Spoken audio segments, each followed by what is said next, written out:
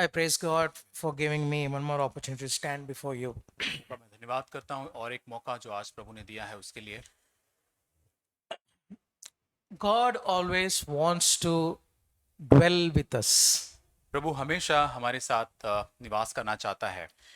And we know that, okay, when God created Adam and Eve, He was walking with them and talking with them. हम जानते हैं कि परमेश्वर ने जब आदम और हवा को बनाया तब परमेश्वर उनके साथ चलता था, उनके साथ संगति करता था।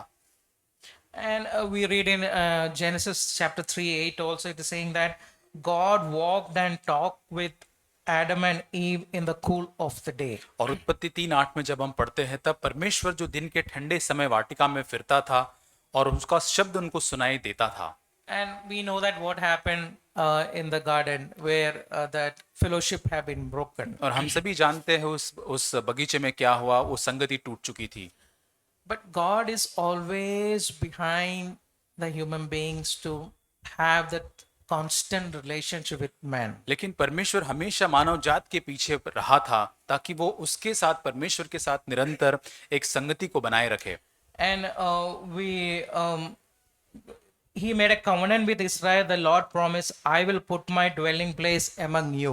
और उसने इस्राएल के साथ वाचा बांधी कि मैं तुम्हारे बीच में अपना निवास स्थान बनाऊंगा। And we read in Leviticus chapter 26 verse 11 and 12. लेवियो उसका 26-11 वचन। 26 chapter 11 and 12. Leviticus chapter 26 11 and 12. 26 अध्याय 11 और 12 वचन। And I will live among you and don't despise you. I will walk among you and be your God and you shall be my people. और मैं तुम्हारे बीच अपना निवास स्थान बनाए रखूंगा और मेरा जी तुमसे घृणा नहीं करेगा, मैं तुम्हारे मध्य चला फिरा करूंगा। So God always want to be with us. हमेशा परमेश्वर हमारे संग रहना चाहता था। How many of you believe like that? कितने हम में से इस बात पर विश्वास करते हैं आज? Even though that separation happened, but God is always want to maintain that fellowship with you and me. यहाँ तक वो अलगाव हमारे बीच में रहा, लेकिन परमेश्वर निरंतर उस संगति को हमारे बीच में बनाए रखना चाहता है। And if you read Exodus chapters 25:8, निर्गमन 25:8 को यदि हम पढ़े, so when the Israel people going in the wilderness, जब इस्राएली लोग उस मरुभूमि में घूम रहे थे, जा रहे थे, and 28 also, as in the desert, God wanted to inhabit a place within his people. Exodus chapter 25:8. और निर्गमन 25:8 के अंदर परमेश्वर उनको कहता है कि तुम मेरे लिए एक पवित्र स्थान बनाना कि मैं तुम्हारे बीच में निवास करूं। How much God is loving us. कितना परमेश्वर अधिक हमसे बेहद प्यार करता है। And we know that the years are going by, हम सभी जानते हैं जैसे साल बीतते जाते हैं and there is a God had put a desire in David to build a temple. और परमेश्वर दाऊद के अंदर एक इच्छा को डालता है कि वो उसके लिए मंदिर को बनाए। And we read in 2 Chronicles chapter 6 verse 8. दूसरा इतिहास 6वां अध्याय 8 वचन। 2 Chronicles chapter 6 verse 8. दूसरा इतिहास 6:8। It was read like this. Is Solomon is actually saying this one. और सुलेमान इस प्रकार यहाँ पर कहता है, My father David wanted to build this temple, but the Lord said not to. It was good to have the desire, the Lord told him.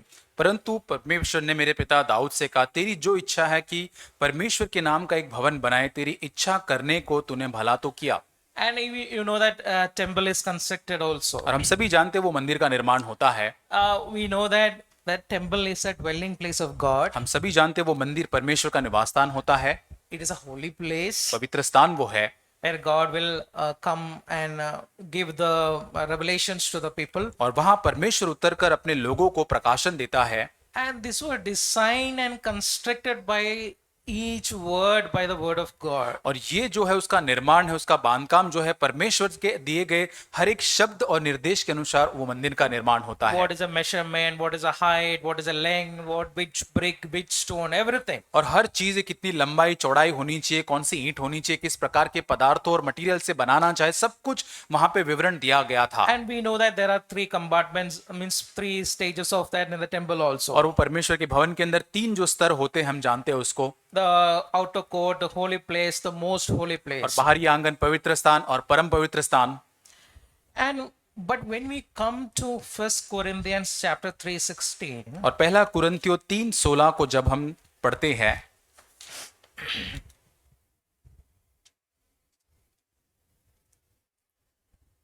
don't you realize that all of you together are the house of God? क्या तुम नहीं जानते कि तुम सब परमेश्वर का मंदिर हो?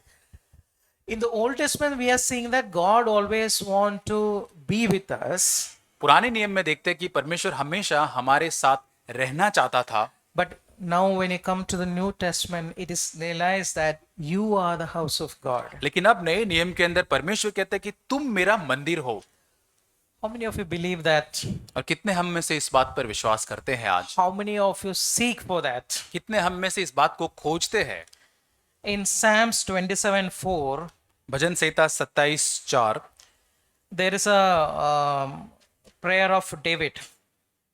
और दाऊद की यहाँ प्रार्थना है, The one thing I want from God, the thing I seek most of all, is the privilege of meditating in His temple, living in His presence every day of my life, delighting in His comparable perfections and glory. और एक वर मैंने परमेश्वर से मांगा है, उसी की यत्न में मैं लगा रहूंगा कि मैं जीवन भर परमेश्वर के भवन में रहने पाऊं, जिससे परमेश्वर की मनोहरता पर मैं दृष्टि लगाए रहूं। So God is telling me that fine, even though David is in the Old Testament, see his heart. पुराने नियम में दाऊद की जो इच्छा है उसको हम देखें। So that's why we hear about David saying that David is a man of God's own heart. और इसलिए दाऊद के बारे में हम पढ़ते कि परमेश्वर के हृदय के अनुसार का वो व्यक्ति था। In the Old Testament, we see that when you read, okay, we say that God is want to dwell with us. पुराने नियम में देखा कि परमेश्वर हमारे साथ निवास करना चाहता है, But in the New Testament, saying that you are the temple of और God. नए नियम में कहता है कि तुम अब पवित्र आत्मा परमेश्वर का मंदिर हो। Even though this new covenant is not with David, but what is David's prayer? और यहाँ तक कि नई वाचा जो है दाऊद के पास नहीं थी, लेकिन फिर भी दाऊद की प्रार्थना क्या थी? I want to dwell in that place. मैं उस स्थान में बने रहना चाहता हूँ। I want to read John chapter 14 verse 23. यूहन्ना 14:23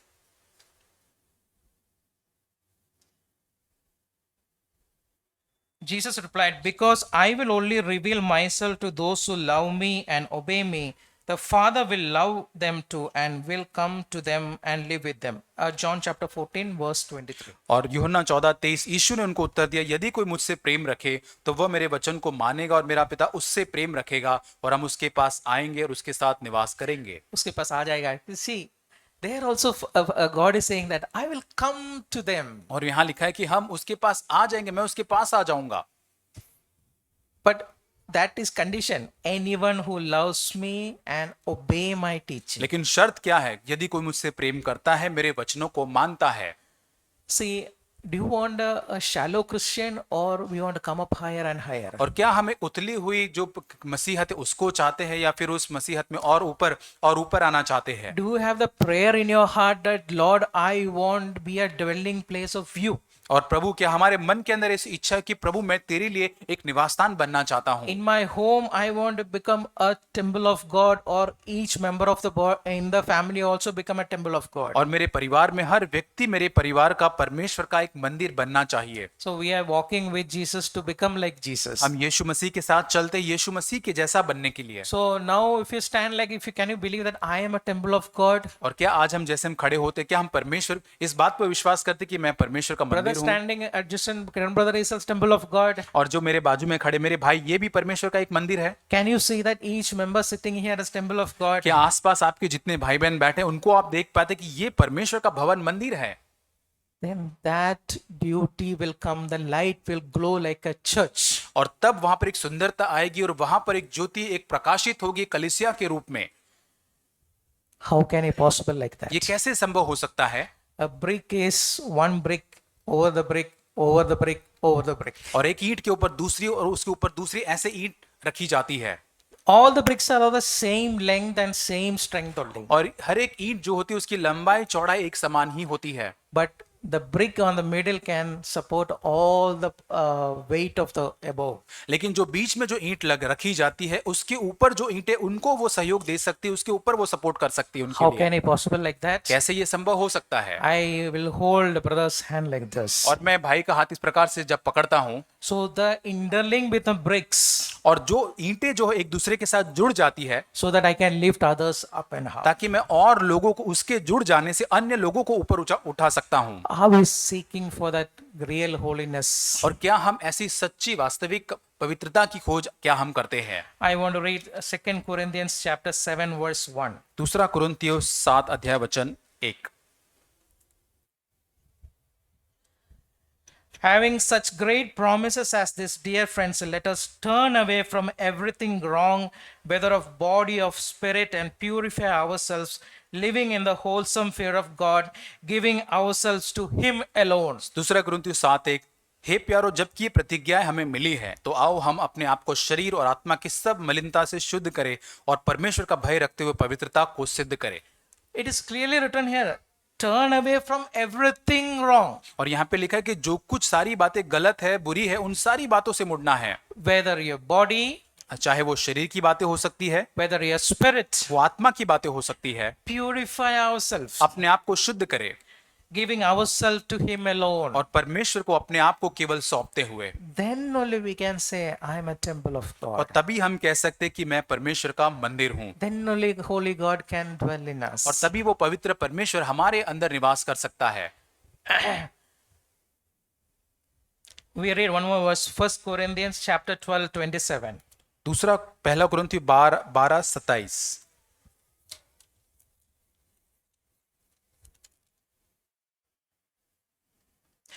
Now, here is what I'm trying to say. All of it together as one body of Christ, and each one of you is a separate and necessary part of और it. इसी प्रकार तुम सब मिलकर मसीह की देह हो और अलग अलग उसके अंग हो, Yes, we are a necessary part of it. और हम उसकी एक बहुत ही जरूरी अंग है। So, are we, again, look back to the David's prayer, like, are we want to meditate or dwell in the place of holiness? क्या हम दाऊद की तरफ जाकर उसकी जो इच्छा है कि हम परमेश्वर के भवन के अंदर निवास करना चाहते हैं?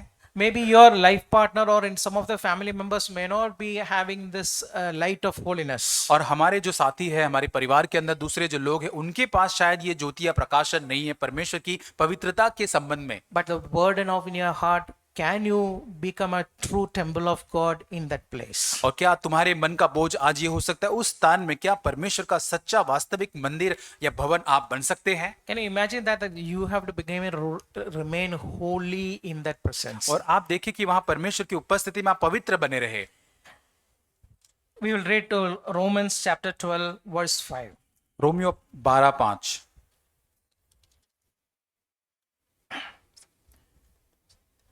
Just as there are many parts to your bodies, so it is with Christ's body.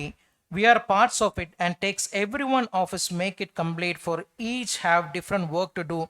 So we belong to each other, and each need all the others. और वैसा ही जब हम बहुत है मसीह में एक देह होकर आपस में एक दूसरे के अंग है, जबकि उस अनुग्रह के अनुसार जो हमें दिया गया भिन्न भिन्न वरदान मिले, तो उस Yes, fine. So one way we said we have to maintain this holiness. और पहला चीज हमने देखा कि हमें इस पवित्रता को बनाए रखना है। And second thing, I want to, God is speaking to me that you have to maintain the unity in the temple of God. और दूसरी चीज की परमेश्वर के भवन मंदिर के अंदर उस एकता को हमको बनाए रखना है। We read in Ephesians chapter 4:3. इफिसियों की पत्री 4:3 में हम पढ़ते हैं, Make every effort to keep the unity of the spirit through the bond of peace. और मेल के बंधन में आत्मा की एकता रखने का हर प्रकार से तुम यत्न करो। Make every effort हर प्रकार से हमें वो प्रयत्न को करना है, to keep the unity of the spirit through the bond of peace. और ताकि हम मेल के बंधन में आत्मा की एकता को हमारे बीच में बनाए रखें। So as a body of Christ, it is our responsibility to maintain the bond of peace. और ये मसीह के देह होने के नाते हमारी जिम्मेदारी बनती कि वो मेल के जो एकता जो है, आत्मा की एकता को हम बनाए रखें हमारे मध्य में। But there is a big danger in this body of Christ. लेकिन मसीह के देह में और एक बड़ा खतरा भी पाया जाता है। And when we read 1 Corinthians chapter 3 verse 17, पहला कुरिन्थी 3:17 को जब हम पढ़ते हैं, if anyone defiles and spoils God's home, God will destroy him. यदि कोई परमेश्वर के मंदिर को नाश करता है तो परमेश्वर उसका नाश करेगा। What is the meaning of defilement? और यहाँ पर नाश करना या अशुद्ध करना उसका मतलब क्या है? To make a mess of this unity. और यहाँ पर एकता जो है भाइयों या बहनों, उसको एकता को नाश करने की कोशिश करना। To make the disorder of these bricks. और यहाँ पर जो ईंटें जो सारी लगाई हुई है उसके अंदर डिसऑर्डर पैदा करना या उसको बिगाड़ देना। To corrupt this body of Christ. और यहाँ पर मसीह की जो देह है उसको पूरी तरह से दुष्ट बनाने की कोशिश करना। To ruin this body of Christ. और ये परमेश्वर की जो देह है उसको बिगाड़ने की कोशिश करना। When you read 1 Corinthians chapter 1 verse 10 to 12. पहला कुरिन्थियों पहला अध्याय 10 से 12 वचन को जब हम पढ़ते So हैं, why Paul is writing this one? और यहाँ पर पौलुस किस लिए इन लोगों को यहाँ पे There is लिखता a है? division happened in the church based on their their approval against each person. और यहाँ पर जो कलीसिया जो वहां पर थी उनके बीच में विभाजन हो जाता है, अपनी अपनी जो चीजें होती उस आधार पर। I will read, dear brothers, I beg you in the name of Lord Jesus Christ to stop arguing against yourself. Let there be real harmony so that there won't be splits in the church. I plead you that you be in one mind, united in thought and purpose. और वहां लिखा है, हे भाइयों, मैं तुमसे यीशु मसीह जो हमारा प्रभु है उसके नाम के द्वारा विनती करता हूं कि तुम सब एक ही बात कहो और तुम में फूट न हो, परंतु एक ही मन और एक ही मत होकर मिले रहो। When you read to verse 12 also, जब 12 वचन को जब हम पढ़ते हैं, some of you are saying, I am follower of Paul, and others say they are Apollos or for Peter, and some they alone are true followers of Christ. And so in effect, you have broken Christ into many pieces. और मेरा कहना यह है कि तुम में से कोई अपने आप को पौलुस का कहता है, कोई अपुल्लोस का, कोई कैफा का, कोई मसीह का कहता है। क्या मसीह बट गया है? Can you check yourself that you have some small circles in this church? और क्या आप अपने आप को आज जांच सकते हैं, क्या कलीसिया के अंदर आपने छोटे छोटे झुंड अपने आप के लिए बना लिए हैं? I belongs to this brother's thought process. और मैं इस भाई की जो विचारधारा है उसके अनुसार मैं उसका हूं। मैं I belongs to this sister's thought process. और ये बहन की जो विचारधारा है उसके साथ मैं मेल रखती हूँ, उसके जैसा मैं उसकी हूँ। From the inner heart, do you have some thoughts like that? क्या हमारे हृदय की गहराई में ऐसे कोई विचार पाए जाते हैं?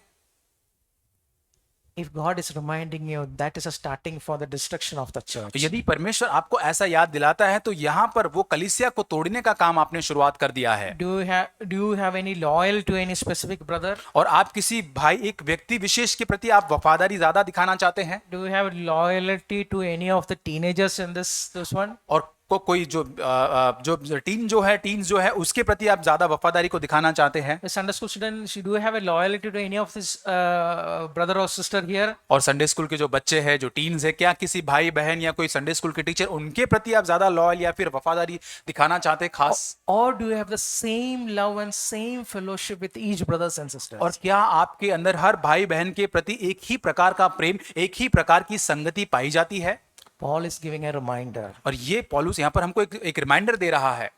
We are called by Christ. हम मसीह के द्वारा बुलाए गए हैं We are the broken pieces of Christ. और हम वो छोटे छोटे भंग जो विभाजित, वो जो टूटे हुए टुकड़े होते साथ में मिलकर एकजुटते हैं। Once I still remember this revelation got by Zach brother earlier. और भाई जैक के द्वारा ये प्रकाशन को मैंने बहुत पहले प्राप्त किया था। One of the message in COVID, he explained like this. और कोविड के समय में एक संदेश के अंदर इस प्रकार उन्होंने यहाँ पर समझाया था, Church have to follow Christ. और कलीसिया को मसीह का अनुसरण करना है। Church have to look unto Jesus. कलीसिया को यीशु मसीह को देखना है। Church have to look unto Jesus, pressing on to perfection. और कलीसिया को यीशु मसीह की ओर देखते हुए सिद्धता की ओर आगे बढ़ना है। He is clearly explaining that don't look at me, you have to look unto Christ. और वो कहते हैं कि मेरी ओर नहीं, यीशु मसीह की ओर आपको देखना है। Are you becoming a person to disorder this church? और क्या आप ऐसे व्यक्ति बन रहे हैं जो कलीसिया को किसी न किसी रीत से बिगाड़ रहे हैं? Or defile the temple of God? या परमेश्वर के भवन को आप अशुद्ध कर रहे हैं? Or the unity of the temple of God? और परमेश्वर के भवन में पाई जाने वाली एकता को आप तोड़ने की कोशिश कर रहे हैं? This is as a body of Christ. और ये है परमेश्वर की देह के रूप में। I want to now look upon you as a temple of God. और अब मैं चाहता हूं कि आप देखिए कि आप स्वयं को परमेश्वर के मंदिर के रूप में आप देखें। So how can I defile God? और कैसे आप उस परमेश्वर को कैसे भवन को कैसे दूषित कर सकते I हैं? want to look up to Hebrews chapter 12 verse 15. इब्रानियों 12:15।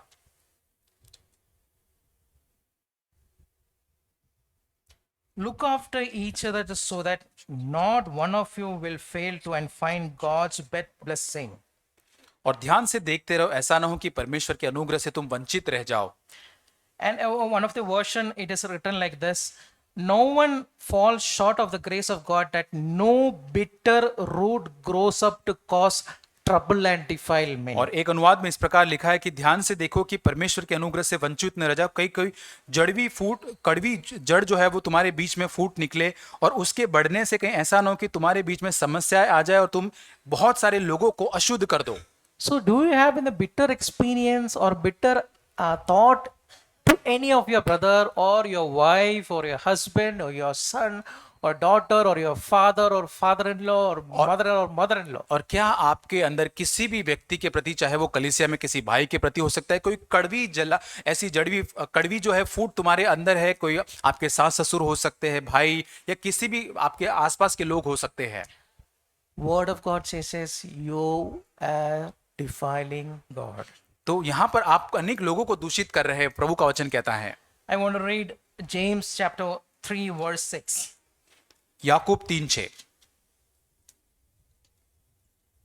And the tongue is a flame of fire. It is full of wickedness and poisons every part of the body.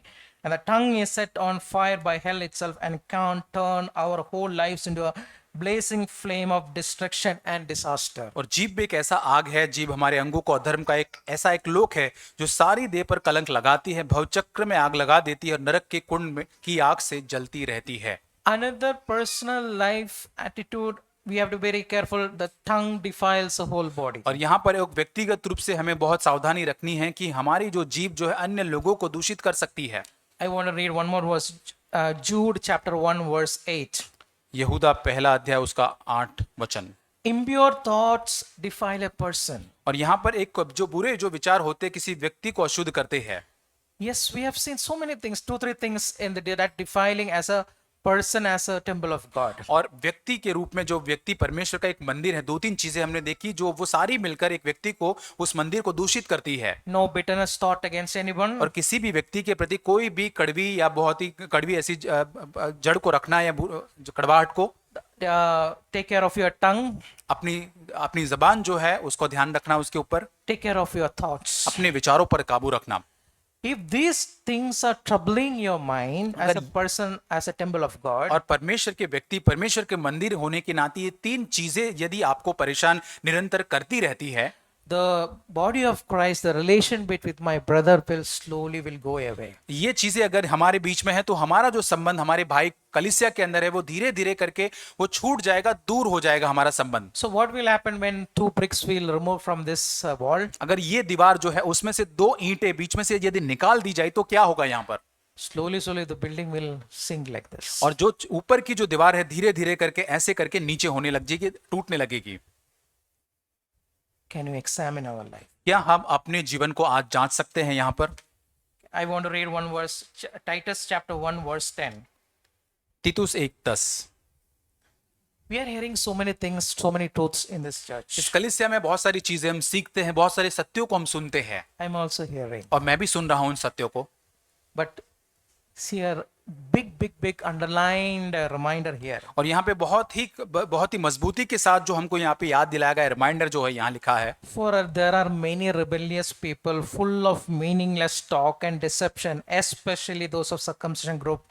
They must be silenced. और क्योंकि बहुत से अनुशासनहीन लोग हैं, निरंकुश, बकवादी और धोखा देने वाले हैं, विशेष करके खतना वालों में से इनका मुंह बंद करना चाहिए। Because they are disrupting the whole household by teaching the things they ought not to teach. ये लोग नीच कमाई के लिए अनुचित बातें सिखाकर पूरे घर को घर बिगाड़ देते हैं। And that for the sake of dishonest gain. और यहाँ पर किसी न किसी अनुचित कमाई के लिए, नीच कमाई के कारण वो इस रीति से कर रहे हैं, कुछ न कुछ प्राप्त करना इसलिए। Brothers and sisters, can you examine our life? भाइयों बहनों, क्या आज हम अपने जीवन को जांच सकते हैं? As a part of this body of Christ, am I a rebellious person? और परमेश्वर की देह का अंग होने के नाते आज क्या मैं एक बलवा करने वाला व्यक्ति हूं आज? Am I speaking meaningless talks? और क्या मैं किसी भी अर्थ बिना ऐसी बकवाद करता हूं किसी भी अर्थ के बिना? Or disrupting talks? और यहां पर किसी को विभाजित करने वाली तोड़ने वाली बात करता हूं? Or you are having judgment spirits? और क्या आप अन्य लोगों के प्रति एक न्याय करने वाली आत्मा को रखते हैं? Yesterday, one of the brother posted in our WhatsApp group. और किसी भाई ने एक व्हाट्सएप ग्रुप में इस प्रकार हमारे व्हाट्सएप ग्रुप में डाला था, It is taken from Sack Brothers, the way to wisdom. और वेज ऑफ विजडम में से वो लिया गया है, Proverbs, it is based on Proverbs chapter 30, verse 10. और वो है नीति वचन उसका 30 अध्याय और 10 वचन। Do not slander a slave to his master, or he will curse you, and you will be found guilty.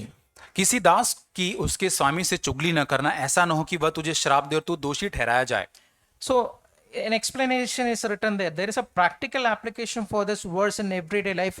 Basically, don't be busybody and don't complain about someone in their master. और यहाँ पर उसका विवरण इस प्रकार से लिखा गया था कि यहाँ पर एक व्यवहारिक एप्लीकेशन जो है इस हमारे प्रतिदिन के जीवन में जिसे हम लागू कर सकते हैं कि हमें बिजी बड़ी या किसी के मामलों के अंदर दखलंदाजी नहीं करना है, और वहां पर हमें कुड़कुड़ाना नहीं है किसी व्यक्ति के लिए किसी बात में। So, can you relate to this what we read in Titus chapter 1, verse 10? और तीतुस के अंदर जब हमने पढ़ा उस अध्याय के साथ क्या इस बात को हम जोड़ सकते हैं?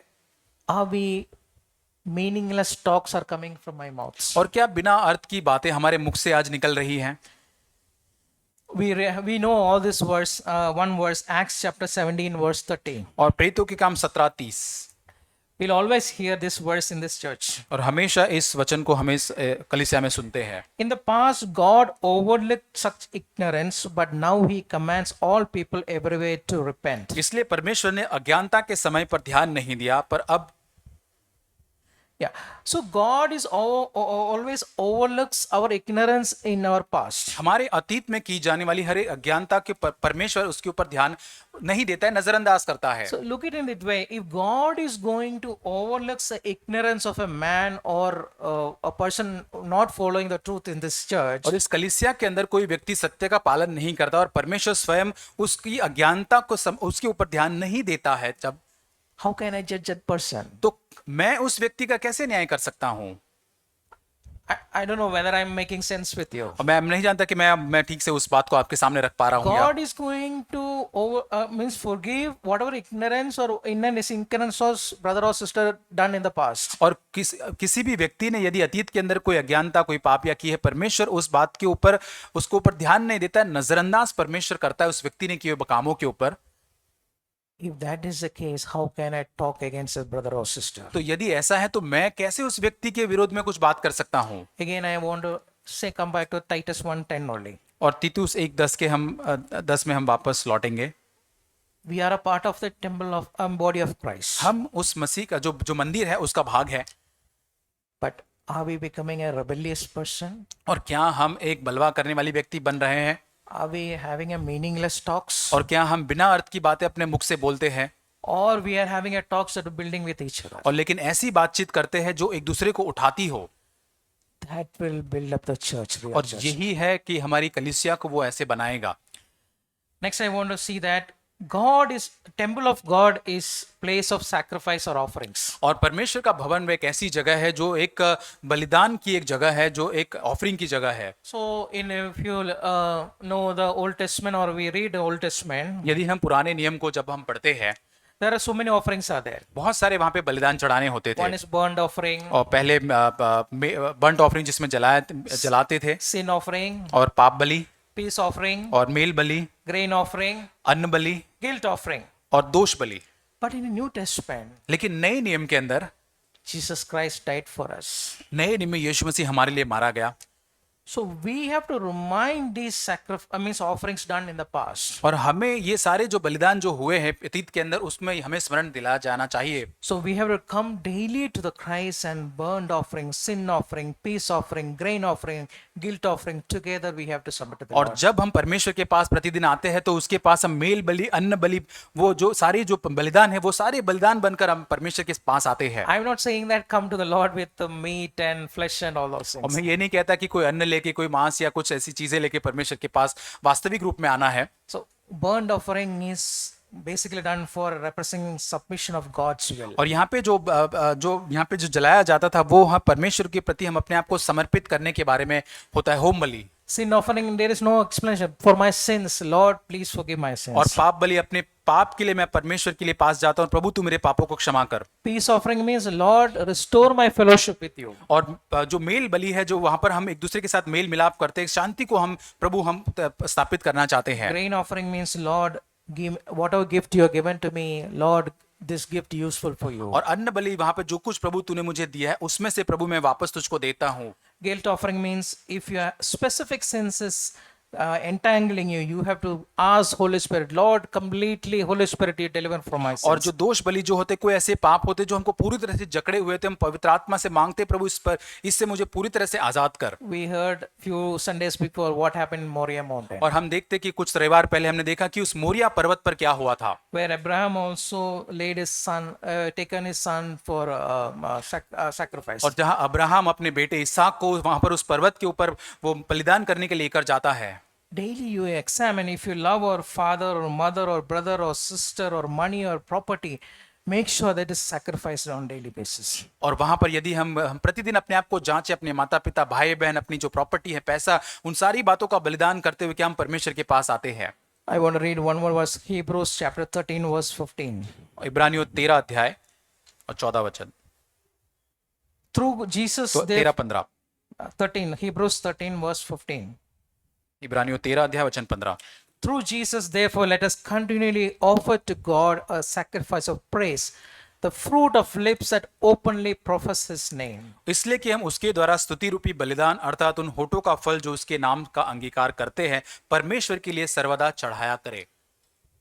Brothers and sisters, भाई और बहनों, we heard that the temple of God is a place of dwelling place of God. और हमने देखा कि परमेश्वर का भवन उसका निवास स्थान है जहां वो निवास करता है। Are we eagerly praying to the God, Lord, make me a dwelling place of God? और क्या हम बड़ी आतुरता से प्रार्थना करते कि मुझे तू अपना निवास स्थान बना परमेश्वर। Second, we see that the body of Christ or the temple of Christ is a unity.